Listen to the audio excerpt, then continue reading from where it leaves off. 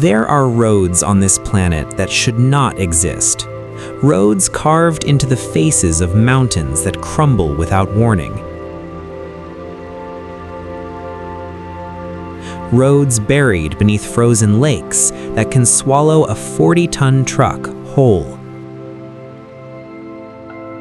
Roads so remote, so punishing, so utterly merciless that even the most seasoned professional drivers,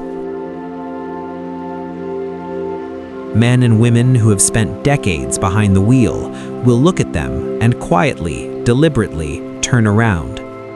These are not adventure trails for thrill seekers. These are arteries of survival, supply lines to communities that would die without them. And every single one of them demands a price. Today, we traveled the world's deadliest ice roads. Places so extreme, so defiant of human logic, they feel less like roads and more like nature's final warning. Would you dare to drive them? Inuvik Tuktoyaktuk Ice Road, Canada. The first thing you notice is the silence. Not the comfortable silence of an empty house. Something older, something heavier. The kind of silence that presses against your eardrums and makes you wonder if sound itself has frozen solid.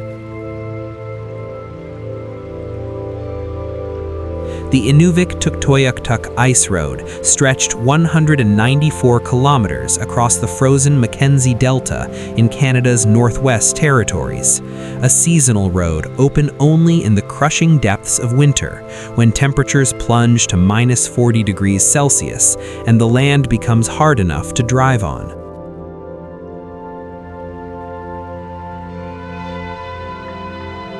For decades, this was the only land link between the outside world and the remote community of Tuktoyaktuk, a town of roughly 900 people perched at the edge of the Arctic Ocean.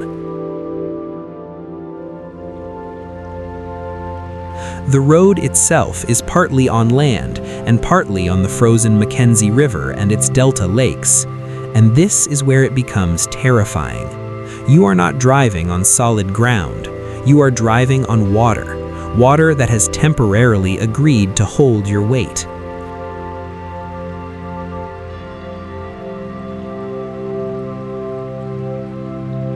The ice must be at least 1 meter thick to support heavy transport vehicles. Crews drill test holes constantly, measuring, monitoring, praying the numbers don't drop overnight.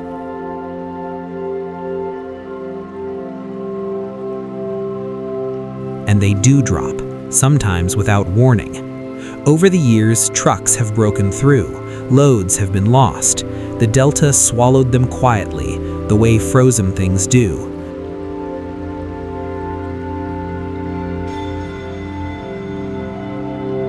Without drama, without announcement. One moment a truck is there, the next the ice closes back over the hole as if nothing happened at all. Driving the Tuktoyaktuk road meant keeping your window cracked. Not for fresh air, but so that if the ice gave way beneath you, you had half a second to escape before the cab filled with water at minus 40. The drivers who knew this road never forgot that rule. It was the difference between living and becoming another story whispered at the fuel depot in Inuvik.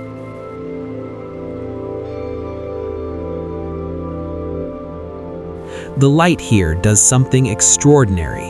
In deep winter, the Arctic sun barely grazes the horizon, casting the entire landscape in a permanent bruised gold, as if the sky is always either just waking up or just giving up.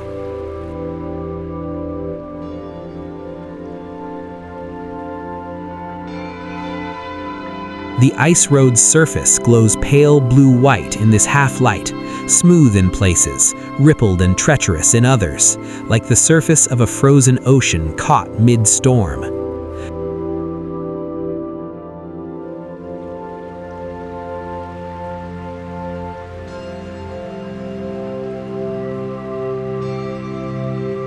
Tuktoyaktuk itself is a community built on permafrost, ground that has been frozen for thousands of years.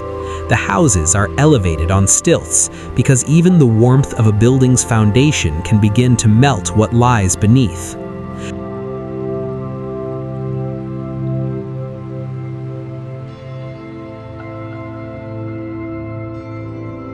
The community depends on supply runs for fuel, food, and building materials. Without the ice road, those supplies arrive only by air, at a cost so punishing it is almost incomprehensible.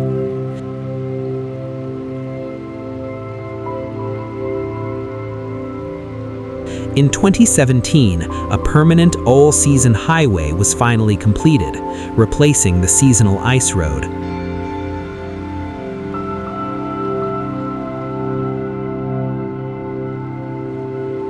The Inuvik Tuktoyaktuk highway now connects the town year-round, but the old ice road is not forgotten. It exists now as a ghost, remembered by the drivers who ran it in the dark at -40. Windows cracked, listening to the ice groan beneath them. Would you have driven it? Before you even see the road, you smell it.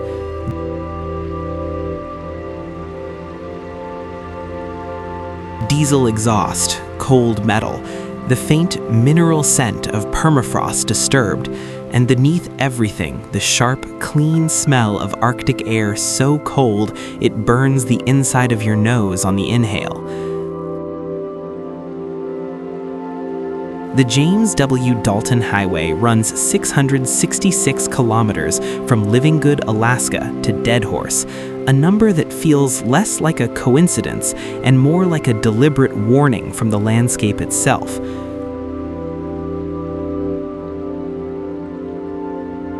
Built in the 1970s to service the Trans-Alaska Pipeline, the Dalton is one of the most isolated roads on Earth.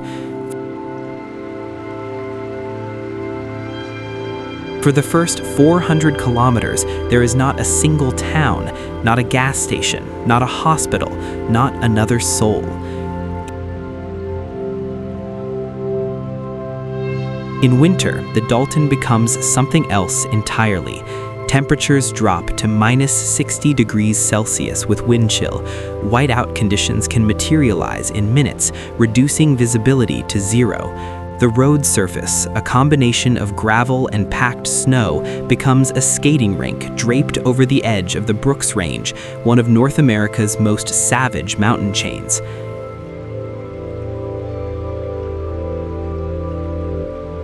The trucks that run the Dalton in winter carry essential supplies to Prudhoe Bay, the oil fields at the Arctic Ocean that power much of North America. These are not optional runs. If the trucks stop, the operation stops, and so the drivers go, even when the weather screams at them not to.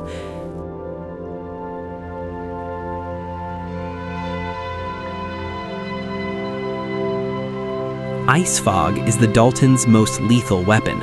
Unlike regular fog, ice fog forms when the temperature drops so far below zero that moisture in the air freezes into suspended ice crystals. It appears without warning, and when it descends, the road simply vanishes. The white of the fog and the white of the snow become a single, featureless wall. Drivers have gone off the Dalton into ravines, not because they panicked, but because they genuinely could not see where the road ended and the void began.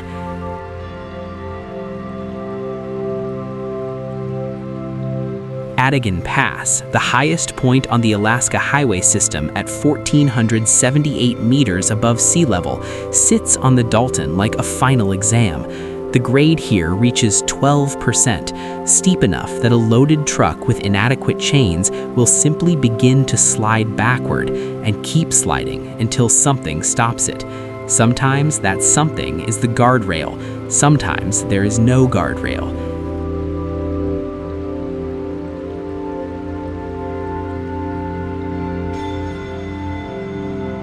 The men and women who drive the Dalton speak about it the way soldiers speak about combat, with respect, with economy, without glamour. They know what it takes. They know what it costs, and they know that the road does not care about any of that. If you drive the Dalton in summer as a tourist, it will shake your fillings loose and coat your truck in gray dust for days. But in winter, it will test something far deeper than your vehicle's suspension. The cold here is different. It is not just a temperature, it is a presence. It settles onto your shoulders before you step out of the vehicle, and it does not leave until you are far, far away. The Kolyma Highway runs approximately 2,000 kilometers through the remote republic of Sakha in eastern Siberia, a region so cold that in Oykimyakin, a town along its route, the lowest recorded temperature on Earth for a permanently inhabited settlement reached -71.2 degrees Celsius.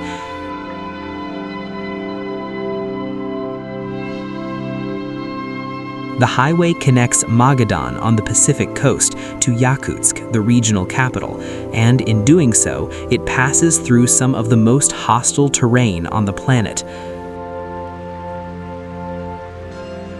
But the Kolyma Highway is not merely a geographical challenge, it is a monument to horror. During the Stalinist era, the Soviet Union established a vast network of labor camps, the Gulag, throughout this region. Hundreds of thousands of prisoners were sent here to mine gold and build infrastructure, including this road itself. Many of them died, and because the permafrost is too deep and the ground too hard to dig proper graves in winter, the bodies were simply buried in the road embankment as construction progressed. The road was built quite literally on the bones of the people who built it. Estimates suggest that between 250,000 and 1 million people perished in the Kolyma camps between the 1930s and 1950s. The exact number will never be known.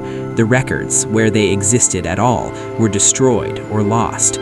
The road carries with it a silence that feels earned and terrible and permanent. In winter, the Kolyma Highway freezes into something approaching passability. River crossings that are impossible in summer, where the road simply ends at one bank and continues on the other, become drivable as the rivers themselves solidify. The ice bridges here are informal, unmarked, and deeply personal. Each driver assesses them by eye, by experience, by instinct. The landscape along the Kolyma in winter is a study in absolute desolation. Larch forests, bare of leaves in the cold, line the road like rows of gray skeletons. The sky sits low and white. The horizon is the same color as the road. In whiteout, the two merge completely, and you understand viscerally why so many of the camp prisoners simply gave up, not because they were weak, but because the land itself seemed designed to extinguish hope. And yet, communities persist here. People live along the Kolyma. They drive it because they must. They know every bend, every treacherous river crossing, every stretch of the road surface that deteriorates into something that can only be generously called a track. Their relationship with this road is not admiration. It is the grim familiarity of those who have no other choice. Would you travel the road of bones? Could you drive a road built on the bodies of the forgotten and feel nothing beneath your wheels? You hear it before you see it. A low, resonant groan that rises from somewhere far below the surface. A sound that travels through the ice, through the snow, through the metal frame of the vehicle, and into your bones. The ice is talking, and you had better be listening. The Tibbitt to Contwoyto Winter Road is by distance the longest ice road in the world. stretching approximately 568 kilometers from just east of Yellowknife in the Northwest Territories of Canada, deep into the Arctic wilderness to serve diamond mines near Contwoyto Lake. For roughly 85% of its length, it crosses frozen lakes, not frozen rivers, not frozen ground, frozen lakes.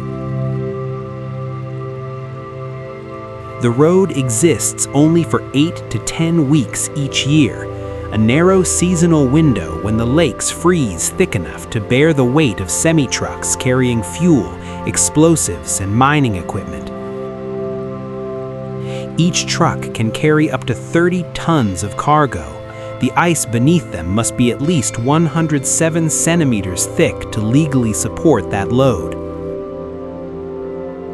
Every single day that the road is open, an average of 300 truckloads move through it. The economics are staggering. Transporting goods by air to these remote mines would cost roughly 10 times more. The Tibbitt to Contwoyto road keeps the diamond industry in Canada's far north alive. But the lake ice is never fully trustworthy. Pumping, where the repeated passage of heavy vehicles creates a wave effect in the ice, causing it to flex and crack, is a constant danger. Crews monitor the ice around the clock, drilling test holes at regular intervals, measuring thickness, watching for fracture patterns. Speed limits are enforced not for safety reasons you might expect, not to prevent collisions, but because a truck traveling too fast over thin ice can outrun the wave it creates, until it can't. The cold here is absolute. On an exposed lake with no tree cover, the wind accelerates across the surface unimpeded for dozens of kilometers, driving the wind chill to minus 50 degrees Celsius and beyond. Getting out of your truck to check the ice, which drivers must sometimes do, means exposing yourself to a cold that can cause frostbite on unprotected skin in under 2 minutes. Drivers on the Tibbitt to Contwoyto road are part pilot, part engineer, part geologist. They must read ice the way sailors once read weather, in texture, in color, in the sounds it makes underfoot. White ice is strong. Blue ice is strong. Dark ice is a prayer you have not yet finished. And beneath it all, beneath those hundreds of square kilometers of frozen lake surface, lies water that has not seen daylight in months. Water that is waiting, patiently, with all the indifference of geological time. The first sensation is not the cold, it is the altitude. Your lungs reach for air and find less of it than they expected. The effort of breathing becomes conscious, deliberate, in a way it never is at sea level. And then, as your eyes adjust, you see what is ahead of you, and breathing suddenly becomes the least of your concerns. Zoji La, the name translates roughly to Pass of the Blizzard, sits at 3,528 meters above sea level in the Kashmir Himalayas, connecting the Srinagar Valley with the Ladakh region of northern India. In summer, it is a high-altitude military and civilian route, busy with trucks and tourists. In winter, it transforms into something that defies rational human navigation. The pass receives extraordinary snowfall, sometimes accumulating more than 9 meters of snow in a single season. The road itself never more than a single lane wide in the most critical sections, hangs on the edge of a mountain face that offers no mercy whatsoever. On one side, a sheer rock wall, perpetually weeping ice. On the other, a drop of hundreds of meters, partially obscured by blowing snow and cloud.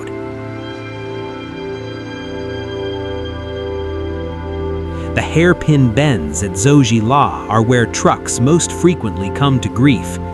Fully laden military supply vehicles carrying food and equipment to remote outposts along the line of control must navigate turns where the road surface is pure black ice, where there is no guardrail, and where the margin for error is measured in centimeters. A front wheel that crosses the outer edge of the road will find nothing beneath it, nothing at all. The Indian Army's Border Roads organization keeps the pass open in conditions that would ground aircraft and halt operations in almost any other country on Earth.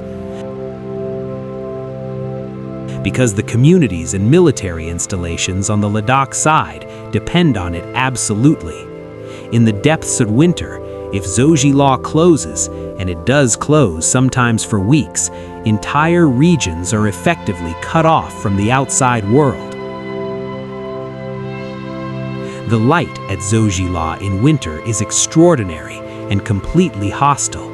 The snow reflects the high-altitude sun so intensely that drivers must wear glacier goggles to prevent snow blindness, a temporary but agonizing condition where the corneas are essentially burned by ultraviolet radiation. The air at this altitude has 30% less oxygen than at sea level. Even standing still leaves you slightly breathless.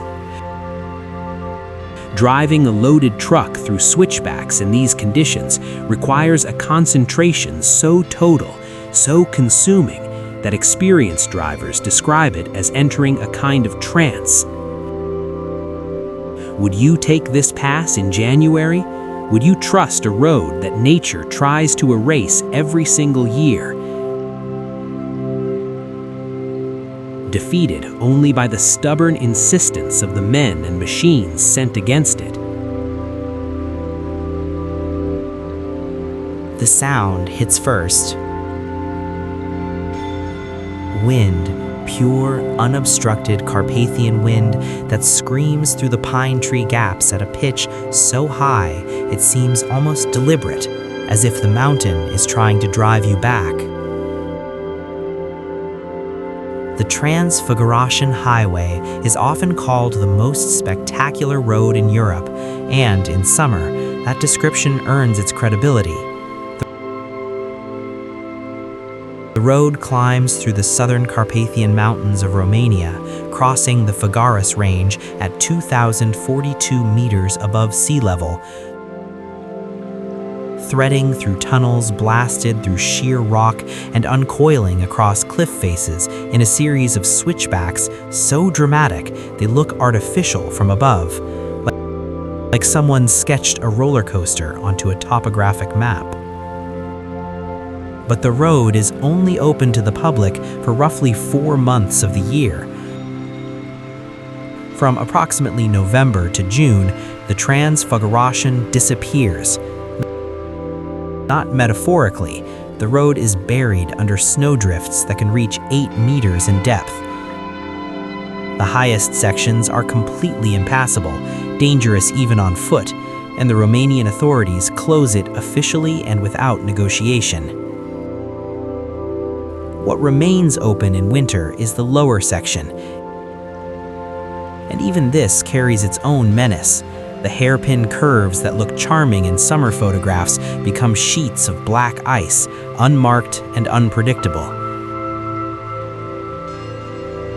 The guardrails along this road have absorbed impacts over the years that would make even experienced mountain drivers pale. In winter, the valley fog rolls in from below and meets the mountain ice from above, reducing visibility to the width of your headlights and nothing more.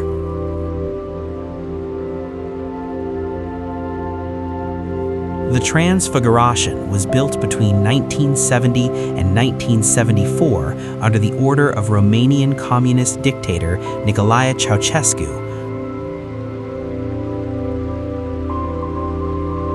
Reportedly as a military strategic route designed to allow rapid troop movement in the event of a Soviet invasion, following Czechoslovakia's fate in 1968.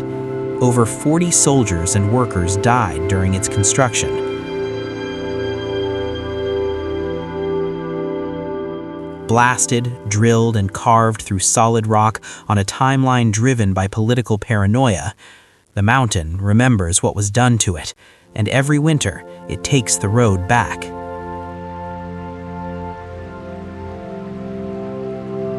In winter, a strange group of locals and extreme driving enthusiasts attempt the lower open sections in high-clearance 4x4 vehicles.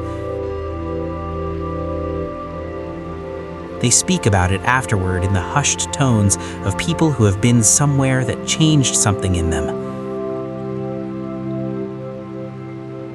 The silence at the snowbound upper reaches, when you reach the point where the barrier marks the impassable section, is one of the most complete silences on Earth. No wind, no birds, just the tick of a cooling engine and the white geometry of mountains that have been here for 65 million years. Los Caracoles Pass, Chile, Argentina. Before the road fully appears, you smell exhaust, burnt rubber, and something else, something sharp and chemical. The smell of overheated brake pads pushed past their limits on a descent that does not forgive excess speed. Los Caracoles, the Snails, is a high Andean mountain pass connecting Chile's Valparaiso region with Mendoza, Argentina, at an elevation of 3,200 meters above sea level. The name refers to the serpentine road that coils back on itself in a series of tight switchbacks as it descends the Chilean face of the Andes, a road so twisted it looks from the air like a vine that has lost its grip on the mountain. In winter, Los Caracoles becomes one of the most treacherous truck routes in South America. The switchbacks, already demanding in dry conditions, coat themselves with a layer of ice that forms rapidly and irregularly, creating patches of perfect grip alternating without warning with surfaces offering almost none.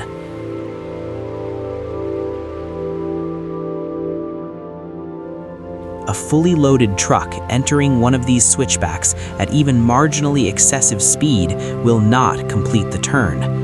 The mathematics are not forgiving.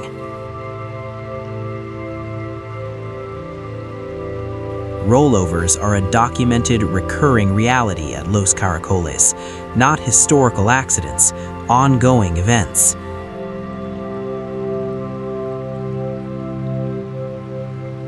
Trucks that have misjudged either the ice, the turn radius, or both, and have tipped, sometimes blocking the pass for hours or days. Because there is only one road, there is no alternative route. The Andes are not interested in alternative routes. The landscape here has a fierce, wind-swept grandeur. The rock faces are a deep ochre and burgundy, streaked with mineral veins of rust and pale yellow. Snow sits in every crevice that the wind cannot reach, and the Andean wind can reach almost everywhere. The sky is a violent, saturated blue at altitude, the kind of blue that looks painted rather than real. And against this backdrop, the tiny thread of road winds its impossible way up the mountain face, dwarfed to insignificance by the scale of what surrounds it. Chilean customs at Los Caracoles processes thousands of trucks per per year crossing into Argentina. The drivers who make this crossing regularly have developed a specific ritual for the worst winter days. They walk the most critical switchback corners on foot before attempting them in the vehicle. They read the ice with their boots before trusting it with their wheels.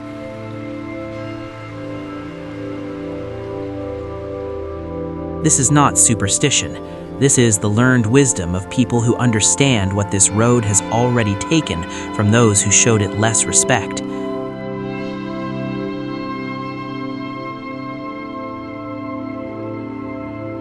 Would you trust your brakes on a switchback coated in Andean ice at 3,200 meters? Some drivers have had no choice but to find out. The air here tastes different. Humid, dense, layered with the scent of cloud forest, moss and rot, and green so intense it almost has a flavor. And then the cloud wraps around the mountain, and everything outside your window disappears into white.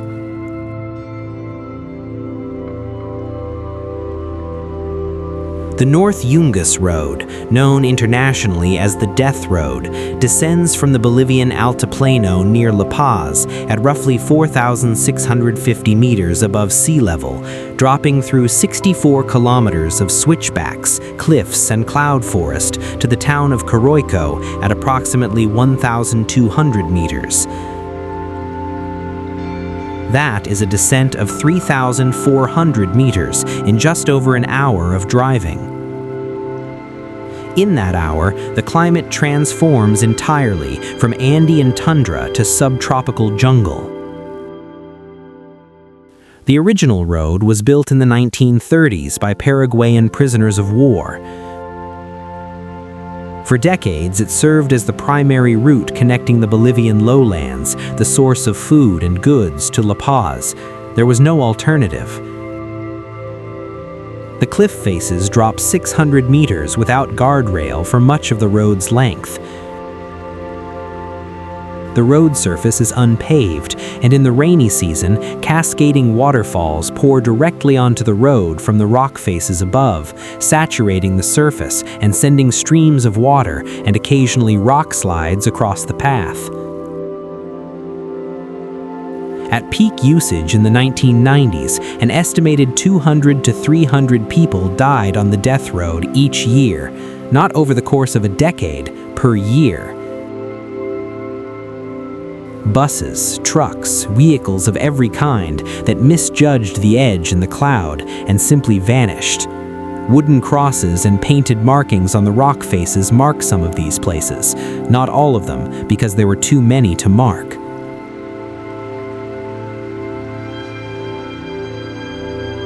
In the cloud zone, and the death road passes through cloud for much of its length, the visibility drops to meters. Headlights illuminate the fog and create a wall of reflected white directly in front of you. You cannot see the road beyond 10 or 15 meters. You cannot see the cliff edge. You navigate by memory, by the faint suggestion of the rock wall on your left, and by the sound of water falling somewhere far below.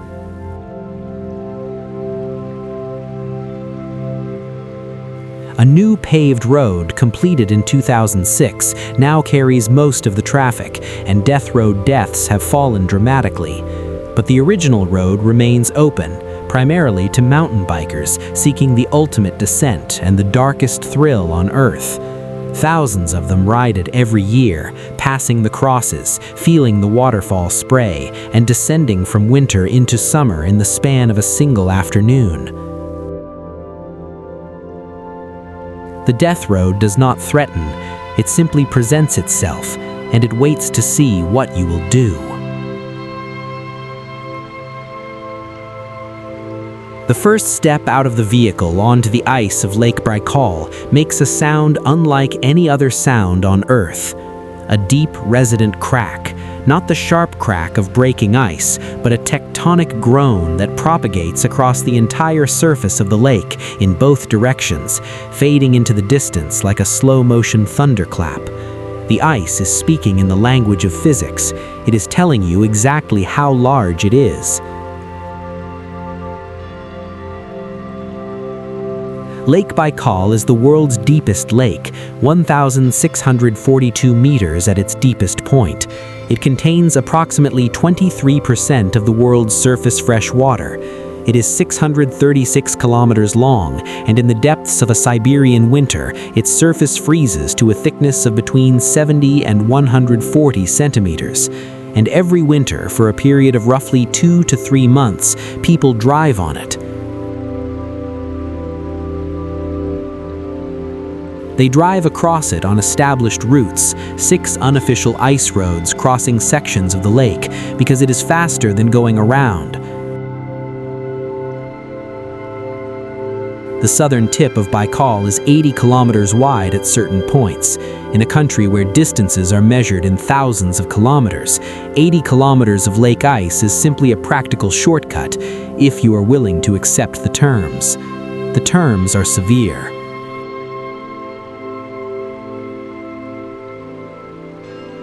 Baikal ice is extraordinary in its clarity. In places, you can see down through 25 meters of perfectly clear, perfectly still water below you as you drive.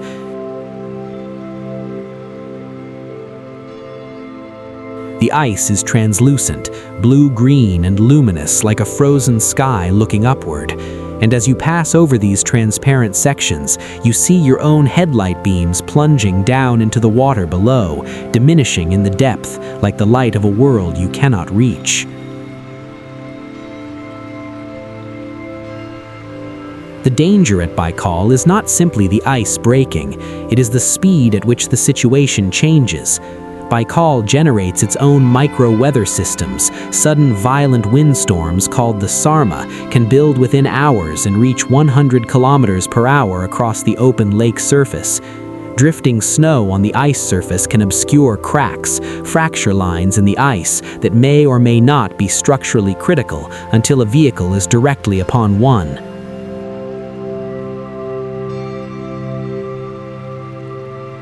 Local Buryat communities have crossed Baikal's ice for centuries, on foot, by horse, by sled, long before there were vehicles to drive across it. They understood Baikal as a living thing. They made offerings before crossing. They read the ice sounds the way others read weather forecasts. That knowledge is not superstition. It is data accumulated across generations, encoded in ritual, because ritual is how you keep important information alive in a world without writing.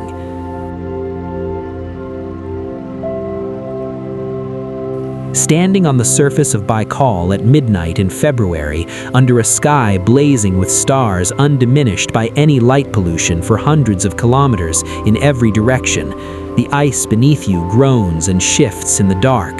The sound travels. It surrounds you.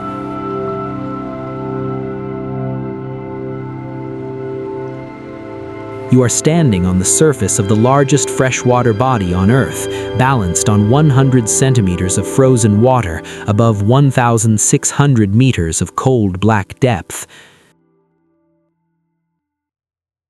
Would you get out of your car? Would you stand there and listen? The wind at this latitude does not gust, it presses, a constant heavy atmospheric weight pushing against the side of the vehicle as it crawls along the Arctic coast road, leaning into the pressure, fighting for lane position on a road that is itself a negotiation with the landscape.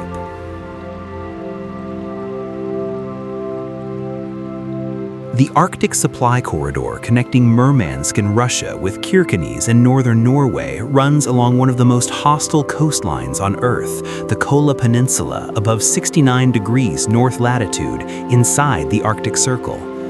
In winter, polar night descends here and stays. For nearly 2 months of the year, the sun does not rise above the horizon at all. Drivers navigate entirely in artificial light, headlights, reflectors, the occasional orange glow of a road marker almost buried in drifted snow. This route carries strategic significance that extends far beyond its modest appearance. During the Second World War, the port of Murmansk was the critical endpoint for Allied supply convoys, the Arctic convoys that sailed from Britain and North America through the perpetually submarine-patrolled waters of the Norwegian Sea, delivering tanks, aircraft, food, and fuel to the Soviet Union. German forces controlled the land on either side of this corridor for much of the war. The road itself was fought over, bombed, and rebuilt multiple times between 1941 and 1944.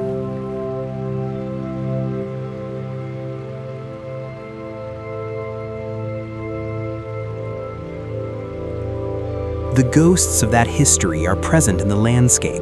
Rusted military equipment, occasionally visible in summer when the snowline retreats, pokes through the tundra at intervals. Concrete bunker remnants sit in the hillsides, and the wind, the same wind that drove snow into the faces of German and Soviet soldiers fighting at minus 30 degrees Celsius, drives snow into the windshield of your vehicle today. The landscape has not changed, only the reason you are here.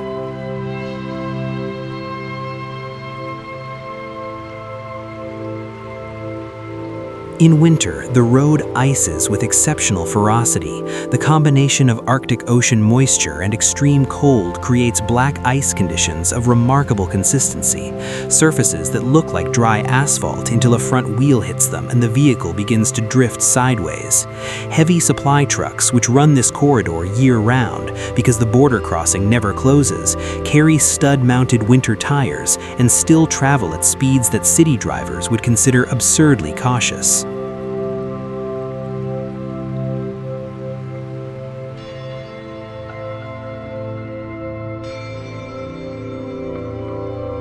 Kirkenes itself sits 15 kilometers from the Russian border, closer to Murmansk than Oslo.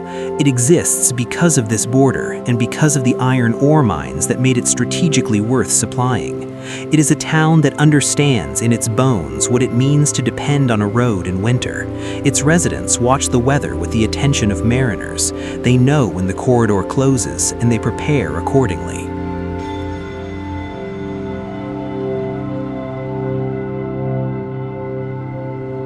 The altitude announces itself before anything else does, before the cold, before the ice, before the sheer, appalling beauty of what surrounds you. A faint heaviness behind the eyes, a slight reluctance in the lungs, a reminder that you are somewhere the human body was not designed to be.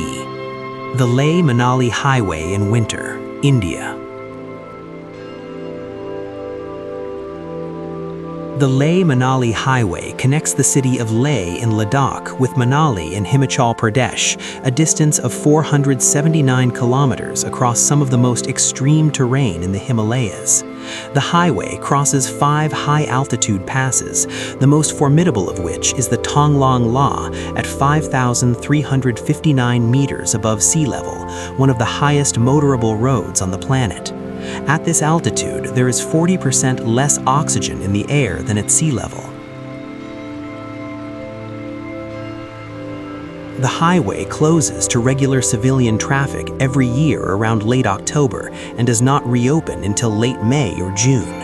But it does not truly close. The Indian Army's Border Roads Organization, the same organization that battles Zoji Law, continues to use it throughout winter for the strategic imperative of supplying the Ladakh region's military presence. These supply runs in winter are among the most operationally demanding driving assignments in the world. Winter convoy vehicles on the Leh-Manali are specially modified, extra fuel capacity because vehicles burn dramatically more fuel at altitude and extreme cold, and there is nowhere to refuel for hundreds of kilometers. Emergency cold weather kits, avalanche beacons, satellite communication systems because conventional mobile networks do not exist across most of the route. The convoys travel in groups because a vehicle that breaks down alone on the Tonglong La in a winter storm is not merely inconvenienced, it is in a life-threatening situation that may take days to resolve.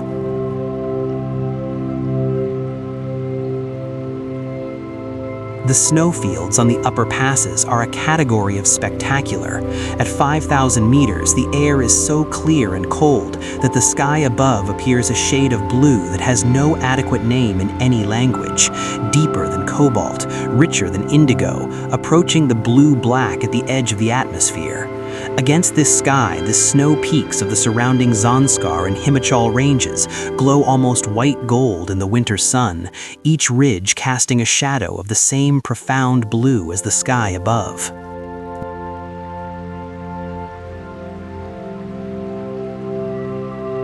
The descent from Tonglong La toward Manali in winter involves negotiating ice-covered switchbacks with drop-offs of several hundred meters on the outer edge.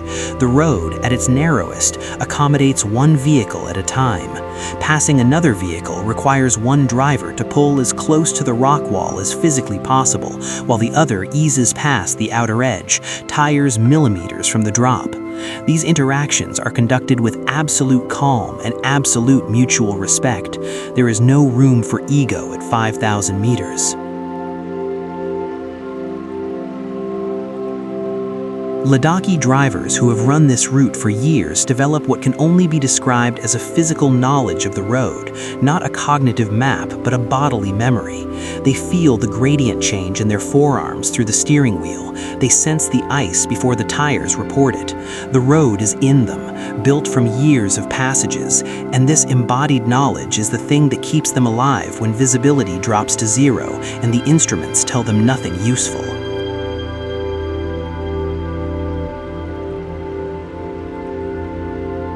North Youngest Road, Bolivia. If the Death Road is famous for its history, its twin carries a different weight entirely. Quieter, less photographed, and by every measurable metric of road safety, more ruthless.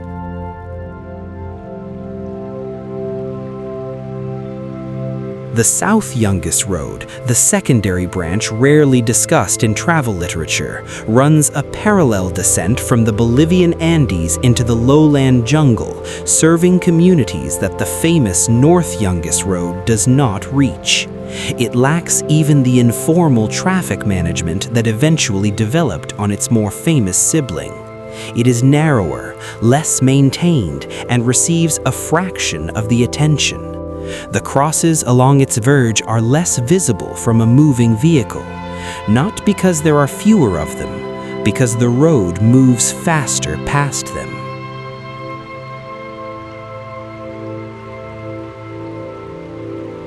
In the rainy season, which in this subtropical climate zone means months, not weeks, the road's surface becomes a continuous stream.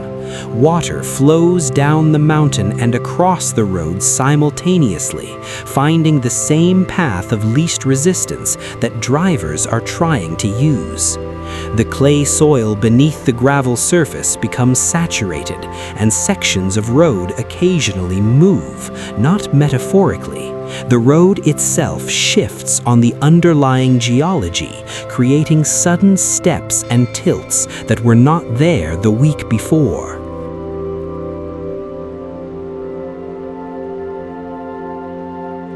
Ice and fog arrive in the upper sections with the same reliability as on the North Road, often simultaneously, a combination that reduces visibility and traction to a point where forward progress requires absolute commitment. Stopping on a grade in these conditions can be more dangerous than continuing because a stationary vehicle on ice-saturated clay may not hold position even with the handbrake engaged.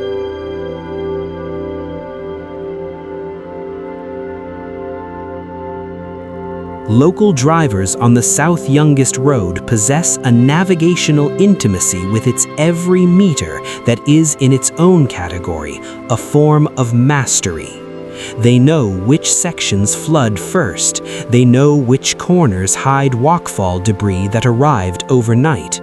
They know the 2 or 3 places where a vehicle can turn around if it has to. And they know that turning around on a single-lane cliff road with no guardrail is itself an act of considerable courage. The South Youngest is not famous. It does not have a brand. It simply has a body count, and it continues its work in the cloud and the fog and the rain, largely unwitnessed. Closing.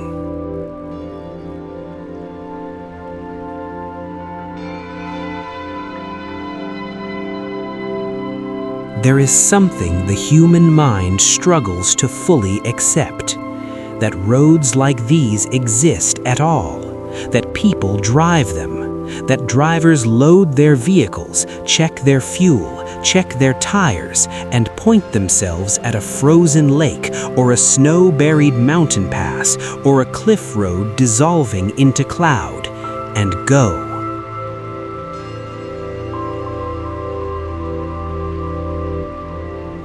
Not because they are fearless. Fear is present on every one of these roads. You can see it in the deliberate slowness of movement, in the calculated precision of each decision, in the windows left cracked over the frozen delta, in the footwalk of every critical corner before the vehicle follows. They go because going is necessary, because someone must carry the fuel, because a community 600 kilometers into the Arctic needs to eat, because a military post at 5,000 meters needs to be supplied, because the diamond mine, the oil field, the river town has no other way in.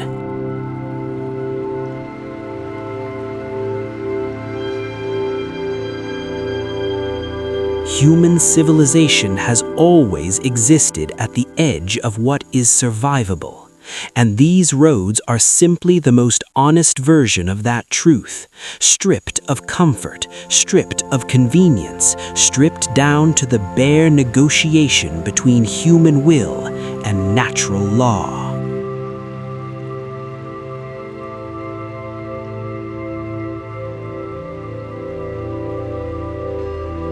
The ice groans beneath the truck. The fog closes in on the cliff road. The temperature gauge reads -52, and the driver releases the brake and goes.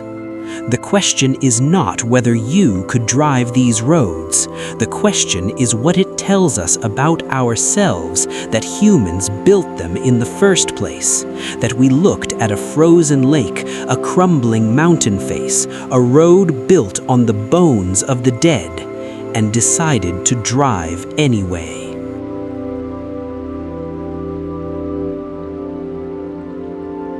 What other impossible places are out there waiting for us to find them? Stay with us. We are only just beginning.